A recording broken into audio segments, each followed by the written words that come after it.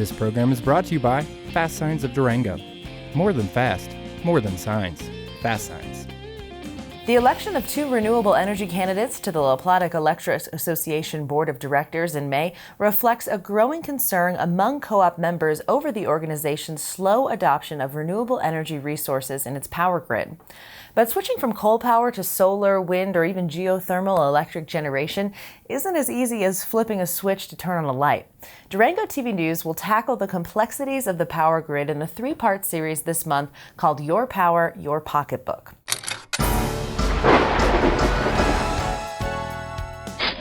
We want to help you understand what our electrical co-op is doing to move towards more renewable resources and the barriers that exist because of decisions made 30, 50, and 70 years ago. Today, we start with the historical perspective. In the late 1930s, 9 out of the 10 rural homes in America had no electric power. Although Durango was one of the first cities in the nation to use alternating current electricity, transmission lines did not extend much beyond the city limits. In 1936, Congress passed the Rural Electrification Act to create a program that offered low-cost federal loans to extend power to rural areas. The Plata Electric Association soon followed in 1939, and the first power lines started delivering power 2 years later. Western Colorado Power was the original entity in this area, and so they owned the generation station in Durango, and LPA had to buy power from them. That was the only generation that was available. And so we were at the mercy of whatever they wanted to charge us, which wasn't exactly a good rate at the time. And so, at some point, the cooperatives in the area decided, I think we'd be much better off if we formed our own generation and transmission company.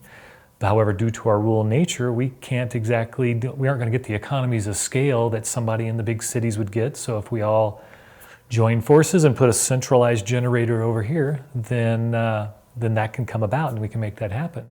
By 1959, La Plata Electric and 3 other cooperatives formed the Colorado Ute Electric Association to generate their own power for their users rather than purchasing it from private providers. By the late 1980s, Colorado Ute entered bankruptcy, and it was purchased by the Tri-State Generation and Transmission Association. Tri-State also is a cooperative that's owned by 42 other rural electric cooperatives like La Plata Electric, and it provides power to users in Colorado, Nebraska, New Mexico, and Wyoming. Tri-State generates its electricity primarily from coal-powered generating stations, but also has a mix of oil, natural gas, and some renewable energy resources. Tri-State also built and owns the transmission lines that carry the power to its member cooperatives. As populations have grown and demand for electrical power has risen, Tri-State cooperative members voted to build additional coal-fired generating stations.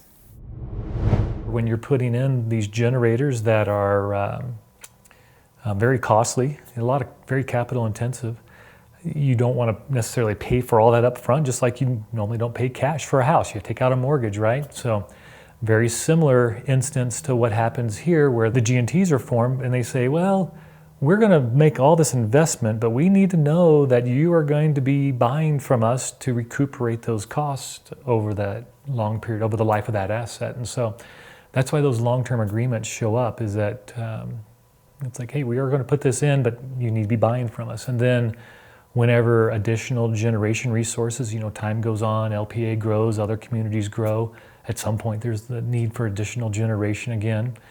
And when that additional generation has to be built, that's when the G&T comes back to the cooperatives and they say, okay, we're about to make another major investment. If you guys, once again, say that you're going to purchase from us for a long period of time, we can do this and we can depreciate that over a long period of time and reflect that in the rate that we charge you. To make growth more affordable to their end users, the Rural Cooperative agreed to pay for Tri-State's capital investment over the life of the generating stations, and they also agreed to purchase between 95% and 100% of their power from Tri-State. La Plata Electric's current agreement with Tri-State was renewed in 2007 and will be in place through 2050. The long-term agreement keeps electrical costs lower, but they also restrict La Plata Electric's ability to take advantage of renewable energy technologies. That was the best decision that could be made at the time in the 60s and the 80s and various times throughout history when that additional generation needed to be made. People were grateful for whatever we could have to get the power produced. Renewables weren't even on the horizon at that point. In part 2 of Your Power, Your Pocketbook, Durango TV looks at the challenges of power policies and the law of physics. In the meantime, you can learn more about the power structure of LPEA and Tri-State on LPEA's website.